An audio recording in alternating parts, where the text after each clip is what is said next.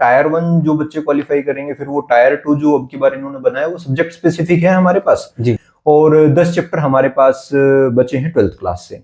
तो chemical bonding है, बहुत वास्ट टॉपिक है, अगर आप स्पेसिफिकली इसको पढ़ना। नमस्कार दोस्तों, एक बार फिर से आप सभी का स्वागत है हमारे अपने चैनल पर।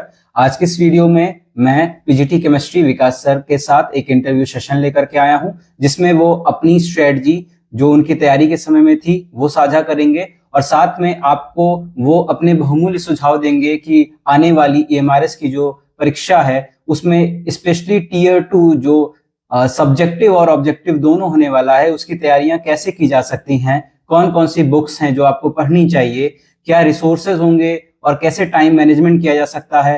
तो एक डिटेल डिस्कशन आपको इस वीडियो में देखने को मिलेगी, तो कृपया वीडियो को आखिरी तक देखें और इससे संबंधित जो भी रिसोर्सेज सर बताएंगे वो टेलीग्राम ग्रुप में साझा कर दिया जाएगा। तो आपसे निवेदन है कि आप उस ग्रुप को भी ज्वाइन कर लें और वहां पे भी सर भी जुड़े हुए हैं, तो आपके अगर कोई और क्वेरी होंगी तो आप वहां पे भी पूछ सकते हैं। तो सबसे पहले विकास सर, आपका हमारे चैनल पर बहुत बहुत स्वागत है। धन्यवाद सुधांशु सर। तो सर सीधे टॉपिक को हम शुरू करते हैं। सबसे पहले सर मैं शॉर्ट में जानना चाहूंगा कि आपकी जो प्रिपरेशन थी उसमें आपका जो जैसे पहला जो एग्जाम हुआ था वो सिर्फ सिंगल टीयर का था और अभी काफी चेंजेस आ चुके हैं। तो आप जो हमारे दर्शकों को क्या बताना चाहेंगे कि हमारी जो स्ट्रेटजी है वो कैसी होनी चाहिए इस बार के लिए? बिल्कुल सही बात है सुधांशु सर। लास्ट टाइम जो एग्जाम, जिस टाइम हमने क्वालिफाई किया था एग्जाम को, उस समय 80 मार्क्स का सब्जेक्ट था, वो एक ही पेपर था, उसमें बाकी सारी चीजें इंटीग्रेट कर दी गई थी, जैसे अभी टायर 1 टायर 2 कर दिया गया है। तो हमारे टाइम पे भी देखो सिलेबस तो ऑलमोस्ट यही था, बस पेपर हमारा एक था। सिलेबस में कोई ज्यादा वो नहीं है, पेपर के ट्रेंड में वेरिएशन, सिलेबस जो था वो एग्जैक्टली सेम है, बस पैटर्न चेंज कर दिया गया है, एग्जाम का पैटर्न बदला है जी। तो जैसे टायर 1 जो बच्चे क्वालिफाई करेंगे, फिर वो टायर 2 जो अब की बार इन्होंने बनाया वो सब्जेक्ट स्पेसिफिक है हमारे पास जी।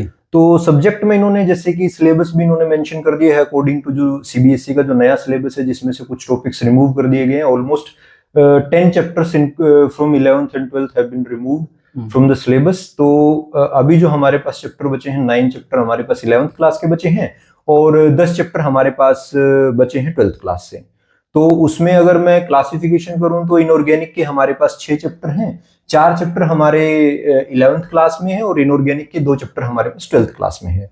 जो भी मेरे दर्शक हैं जो पीजीटी केमिस्ट्री का पेपर देना चाहते हैं, उनको पता है, वो अपने सब्जेक्ट को बेहतरीन जानते हैं, क्लासिफिकेशन कर लेंगे वो। बस मैं एक क्लासिफिकेशन करके बता रहा हूँ सर। यहाँ पे एक चीज मैं और पूछना चाहूंगा कि क्या जो CBSE का जो रिवाइज सिलेबस है वो रिवाइज सिलेबस को ही अपने जो EMRS में डाला गया है कि जो हमारा एक पुराना पूरी बुक जो थी वो पैटर्न, वो टॉपिक्स को भी वो नहीं, वो टॉपिक्स हटा दिए गए हैं सर। जैसे फॉर एग्जांपल मैं बता देता हूँ आपको, जैसे 11th क्लास से बात करूं तो मैं जो एक चैप्टर था गैसियस स्टेट या स्टेट्स ऑफ मैटर का, वो हटा दिया गया है। जैसे 12th क्लास से बात करूं मैं, पी ब्लॉक हटा दिया गया है और अगर बात करें तो सॉलिड स्टेट वाला चैप्टर है वो हटा दिया गया। तो जो रिवाइज्ड सिलेबस है CBSE का, वही इन्होंने, तो वही EMRS में भी वही उठा करके रख लिया। जी सर, जी सर। इसका मतलब ये कहीं ना कहीं आपसे एक्सपेक्ट ही कर रहे हैं कि जो 11th 12th में जो बच्चे को पढ़ाना है उन चीजों पे ही आपकी जांच की जाए। ठीक है सर। तो सबसे पहले सर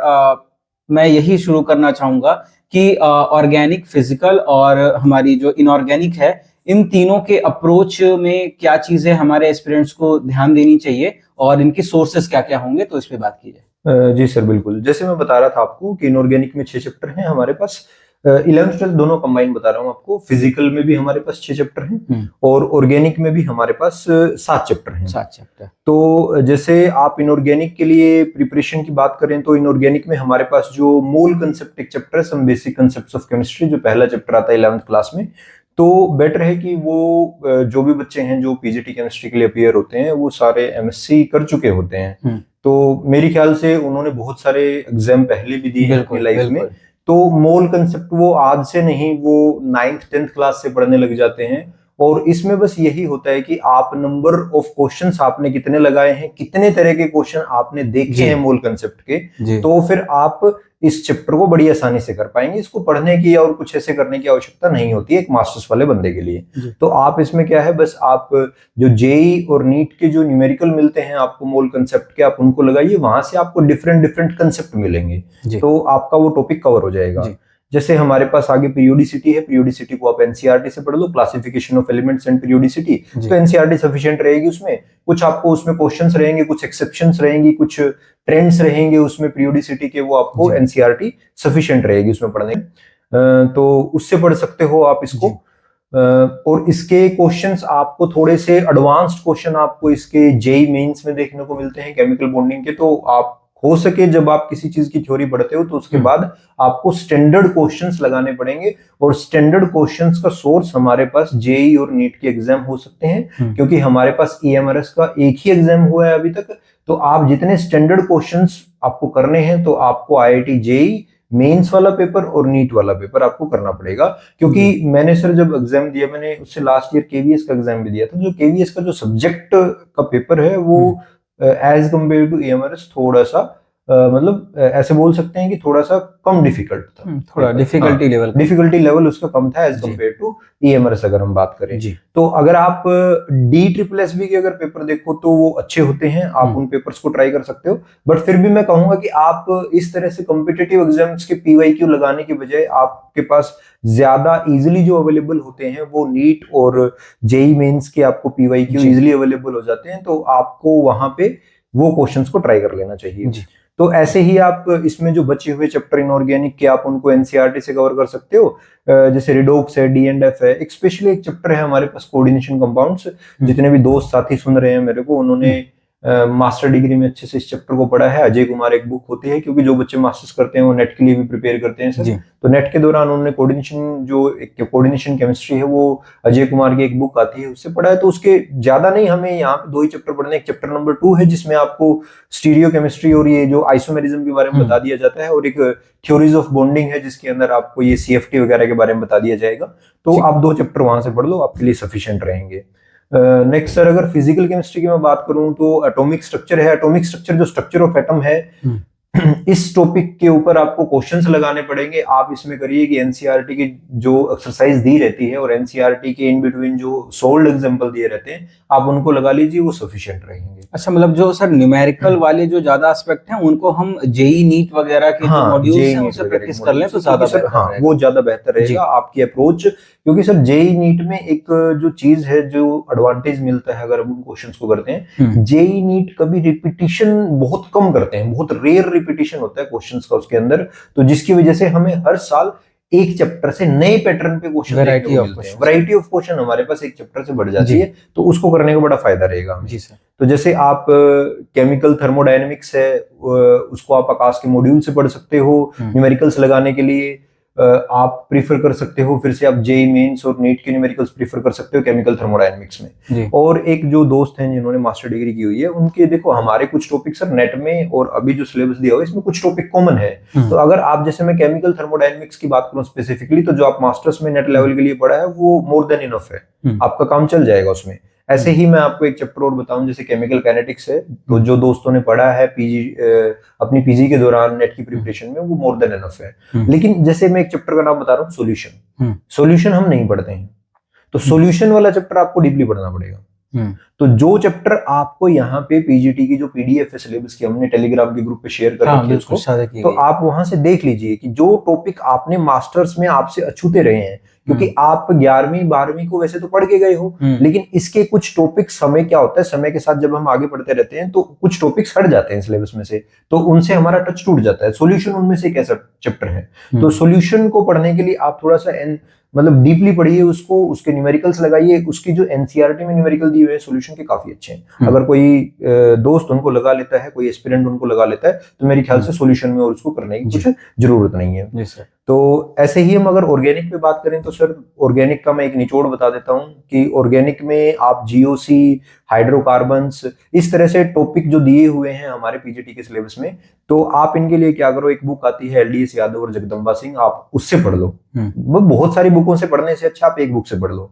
बस आपको करना क्या है, फिर आप क्वेश्चंस लगाने की प्रैक्टिस कीजिए उसके ऊपर, उस बुक से थ्योरी पढ़ने के बाद। ऑर्गेनिक में क्या होता है, थ्योरी पढ़ने से क्वेश्चंस हमारे बन जाते हैं, ऐसा फिजिकल में नहीं होता है। तो इसलिए फिजिकल में बहुत ज्यादा स्ट्रेस देनी पड़ती है हमें न्यूमेरिकल्स करने के लिए। इनऑर्गेनिक हमारी फैक्ट बेस्ड ज्यादा होती है, तो उसमें बहुत सारी चीजें याद रखनी पड़ती अप्रोच चेंज करनी Approach पड़ेगी change हमको करनी पड़ती है। फिजिकल और ऑर्गेनिक के लिए। हाँ, तो ऑर्गेनिक के लिए मैं सर यही कहूंगा कि जगदम्बा सिंह और एलडीएस यादव एक बहुत अच्छी बुक है जिसमें आपको थोड़ा सा इन डेप्थ पढ़ा दिया जाएगा कोई भी टॉपिक। और जैसे हमारा 12th का सिलेबस होता है ना, जैसे aldehyde, ketone, alcohol, phenol, ether, इसी तरह से एलडीएस यादव, जगदम्बा सिंह में आपको ये टॉपिक मिल जाएंगे, अलग अलग टॉपिक मिल जाएंगे, बस इन डेप्थ नॉलेज मिल जाएगी आपको।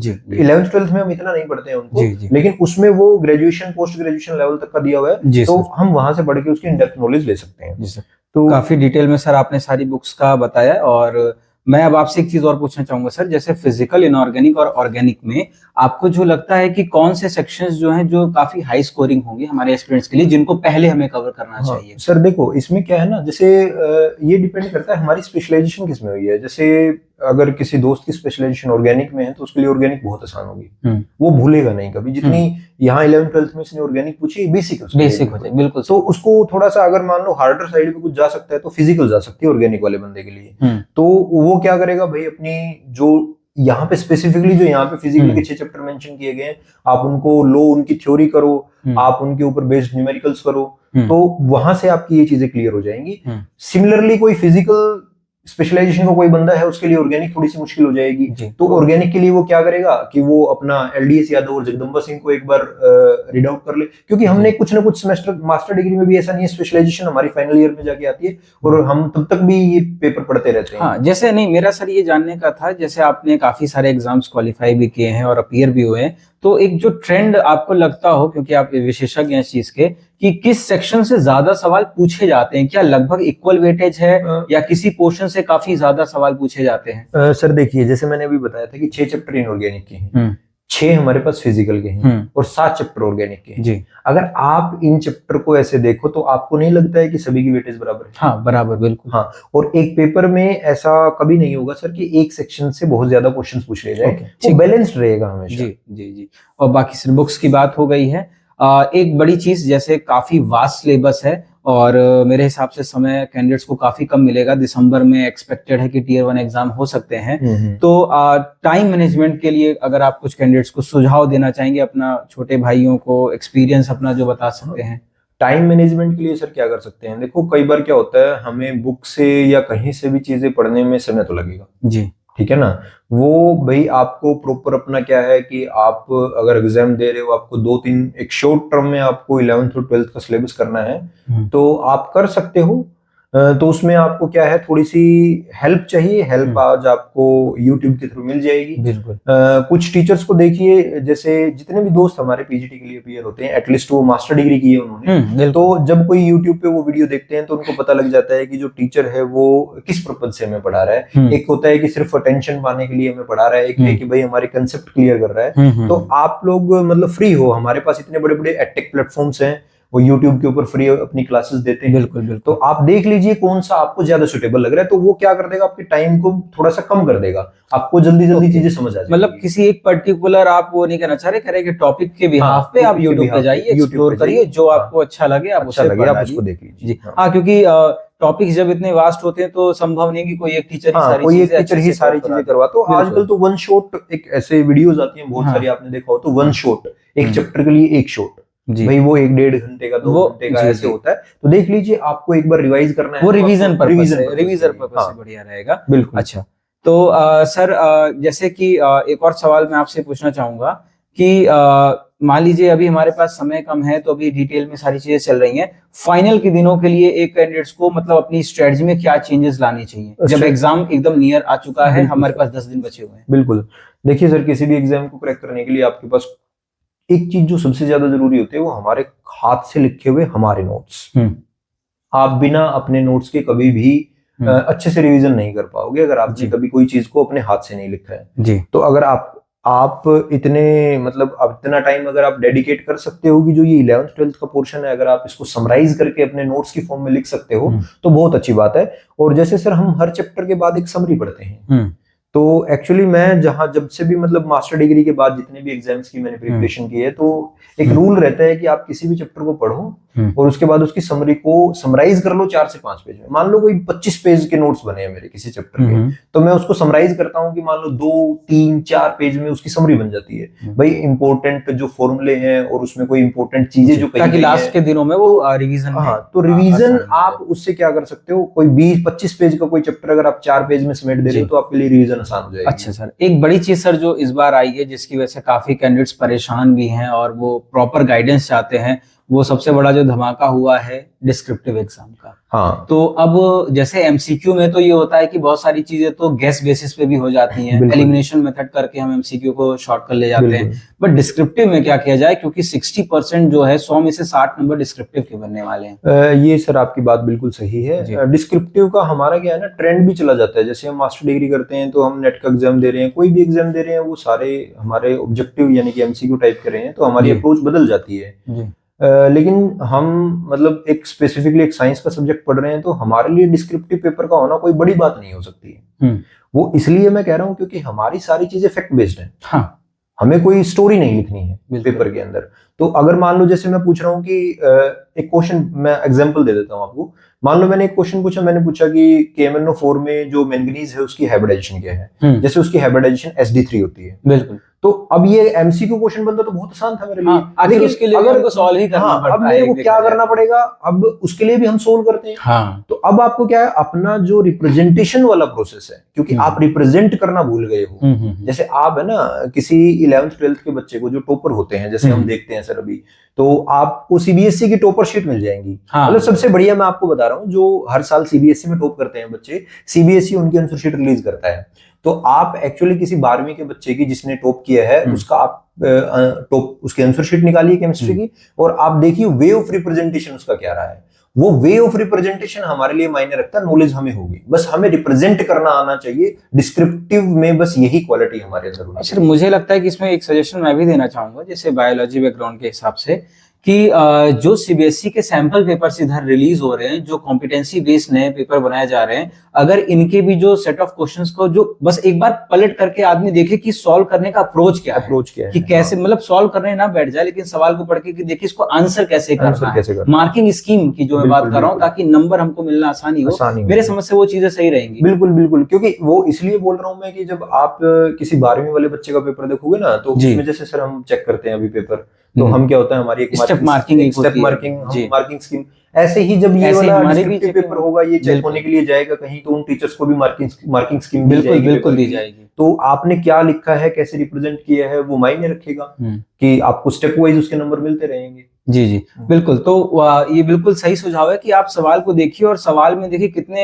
सेक्शंस हैं, कितनी ब्रेकिंग की गई है और उसमें कैसे कैसे मार्क्स दिए जा सकते हैं, वो ज्यादा अप्रोच होगा रादर देन लंबे पैराग्राफ लिखने से। अच्छा है कि अपने क्वेश्चंस को अकॉर्डिंगली लिखेंगे। उसके लिए सबसे बेस्ट आपके पास जो सोर्सेज होंगे, जो सर से भी डिस्कशन करके हम लोग डिसाइड कर रहे थे कि वो आपको सीबीएसई के जो पेपर्स हैं, क्योंकि आपसे ना आईएएस लेवल के सवाल तो मुझे नहीं लगता कि सर एक्सपेक्टेड होंगे, आपसे पूछा जो जाएगा वो 11th 12th के बच्चों को पढ़ाना है, तो डिफिकल्टी लेवल भी उतनी ही होगी। बस आपका एक चेकिंग की जा रही होगी कि आप कैसे सॉल्व करेंगे। तो डिस्क्रिप्टिव वाला भी सेक्शन सर हो गया और लगभग मुझे लगता है हमने सारी चीजें कवर ही की हैं। तो एक लास्ट में आप एस्पिरेंट्स को कुछ मोटिवेशनल मैसेज जो अपनी तरफ से देना चाहेंगे? मोटिवेशनल मैसेज सर ये है कि आज के टाइम पे जब आपको जॉब की जरूरत महसूस होती है, तो मेरे ख्याल से फिर आपको अपनी लाइफ में सारी चीजें साइड कर देनी चाहिए।